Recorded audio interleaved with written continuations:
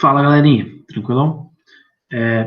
Na aula de hoje a gente vai dar continuidade à matéria de gases que a gente viu há um tempo atrás, beleza? Só que agora a gente vai tratar ela de uma maneira um pouquinho diferente. Nas aulas anteriores a gente olhava o gás para situações com ele isolado, beleza? Ele antes e ele depois. Ou só ele em um estado fixo. Então, o que vai acontecer agora? O que a gente vai fazer de diferente, beleza? A gente vai olhar agora para gases quando eles estão misturados, tranquilo? E para isso eu trouxe uns slidezinhos bem feras aí para a gente. Bora lá? Como a gente vai falar de misturas de gases, a nossa aula de hoje vai chamar misturas gasosas. Fechado? E a gente vai precisar lembrar alguns conceitos que a gente já viu, que é a equação de Clapeyron, beleza? O tal do PV igual a nRT. Tem aquele macetezinho lá que eu falei na aula passada, beleza? Então é muito importante lembrar disso, que isso daí vai ser utilizado para a gente analisar a situação dos gases. Fechou? E o que acontece quando a gente mistura os gases? A gente tem três questõezinhas para a gente perceber: a quantidade de mols, o volume e a pressão. E para começar, a gente vai falar da quantidade em mols, beleza? O que acontece com os mols quando a gente tem mistura de gases? A gente vai pegar a quantidade de mols do gás 1 e a quantidade de mols do gás 2 e vai somar as duas, beleza? Nisso a gente vai ter a quantidade de mols do nosso gás total. Fechadinho? Vamos dar um exemplo aí para isso. O exemplo 1 que eu tirei da Unesp é o seguinte: qual é a pressão em atmosferas exercida por uma mistura de 1 grama de H2 e 8 gramas de hélio, contida em um balão de aço de 5 litros a 27 graus Celsius? Primeira coisa que a gente tem que fazer é descobrir quantos mols a gente tem de H2 e quantos mols a gente tem de hélio. Fechado? Vamos lá. O hélio a gente tem 4 gramas, 8 gramas e o H2 a gente tem 1 grama, certo? A massa de H é 1 e a massa de hélio é 4. Agora é só fazer aquela regrinha de 3. Fechou? 2 gramas para 1 mol de H2, 1 grama para X. A gente vai achar que a gente tem 0,5 mol de H2. Agora a gente vai fazer a mesma coisa para o hélio. A gente tem que 4 gramas de hélio é 1 mol, 8 gramas vai ser X. Então a gente vai ter 2 mols de hélio. Fechado? Isso dá um total de mols para a gente de 2 mais 0,5. Então, 2,5 mol de gases. Guarda esse númerozinho. Porque com esse númerozinho a gente pode jogar na equação de Clapeyron. P vezes 5, que é o volume que ele deu lá no começo do exercício, é igual a 2,5 vezes o R, que é 0,082, vezes 27 mais 273. Por que tem esse 273 aí? Não pode esquecer, hein, galera? Porque a gente só usa a temperatura de gases em Kelvin. Resolvendo essa continha aí, 5P igual a 61,5, nosso P vai ser igual a 12,3 atm.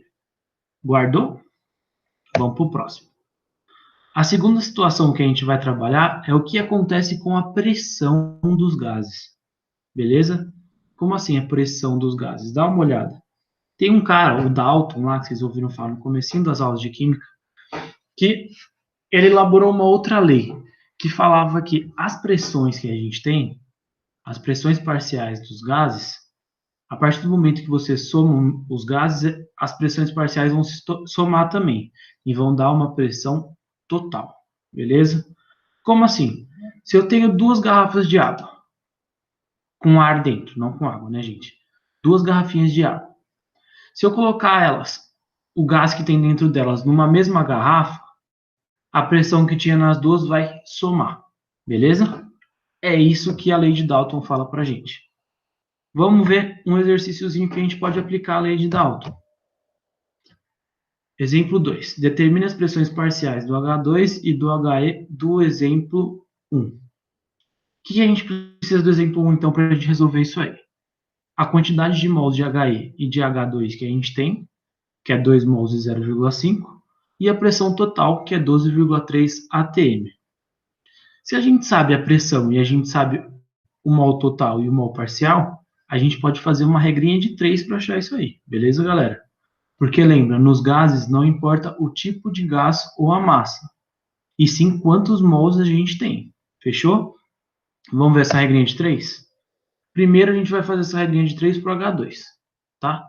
2,5 mols tem 12,3 atm de pressão. 0,5 vai ter X. Resolvendo essa continha aí, 2,5x é igual a 6,15. X vai ser 2,46 atm. E a próxima é para o hélio. 2,5 mol é igual a 12,3 atm. 2 mols é igual a x atm. 2,5x é igual a 24,6. X vai ser 9,84 atm. Vocês perceberam que se a gente tem um mol e a gente tem a pressão total, a gente achou os ATMs de cada um tranquilamente. Só jogou na regrinha de 3, certo? Vamos para a nossa última situação, a situação 3, que é quando a gente vai tratar de volumes, que é uma lei que chama Lei de Amagati. O que é isso? É o mesmo esquema dos dois de cima. A soma dos volumes parciais tem que dar o volume total da nossa mistura gasosa. Fechado? Não tem muito segredo. Lembra do nomezinho? Lei de Amagati. Vamos para um exemplo só para acabar isso aí? Exemplificar isso e nossa aula finalizada. Vamos para o exemplo 3. Uma mistura gasosa formada por CO2, N2 e CO ocupa um volume de 10 litros e apresenta seus componentes com as respectivas pressões parciais, 0,2, 0,4 e 0,3 atm. Calcule os volumes parciais para os componentes da mistura. Galera, se a gente tem as pressões parciais e o volume total, o que a gente faz? Como é que a gente vai comparar esses caras se ele não deu mais nada? O primeiro passo é a gente achar a pressão total, que vai ser 0,3 mais 0,4 mais 0,2, que vai dar 0,9 atm. Não esqueçam da unidade, que eu esqueci aí. Viu? E o volume total, que é 10 litros. Por que a gente precisa desses dois caras? Para a gente usar eles como padrão de comparação. Beleza? Vamos lá.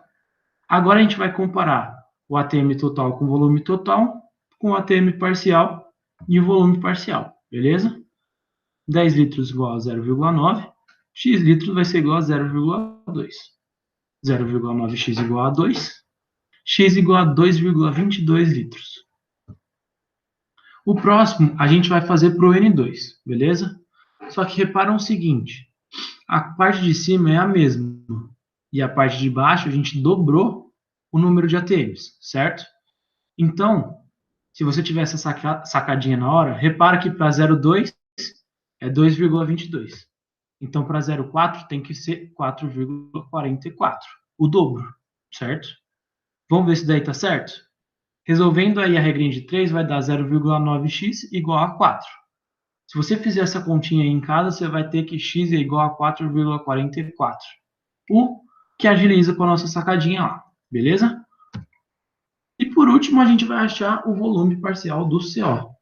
O volume parcial do CO vai ser 10 litros para 0,9, x litros para 0,3. 0,9x igual a 3, x vai ser igual a 3,33 litros. Com isso, a gente tem o volume parcial dos 3 gases que a gente colocou nesse exemplo 3 aí. Beleza? Galerinha, da aula de hoje é só isso.